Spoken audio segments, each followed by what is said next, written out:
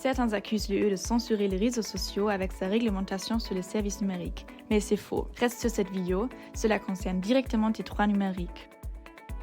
Avec le Digital Services Act, l'UE souhaite rendre Internet plus sûr et plus transparent. Son principe est clair. Ce qui est illégal dans la vraie vie doit aussi l'être en ligne. Les grandes plateformes telles que TikTok, X ou Google doivent se conformer à des règles plus strictes. Lutter contre les contenus illégaux, les discours de haine et les fake news. Elles doivent également nous offrir un moyen simple de signaler ce type de contenu.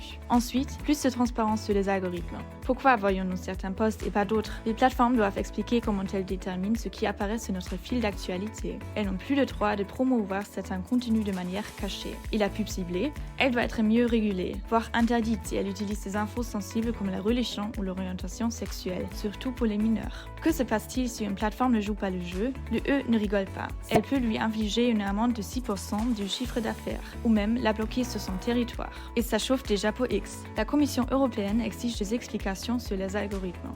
Elle suspecte la plateforme de favoriser certains posts pour tenter d'influencer les élections, notamment en Allemagne fin février.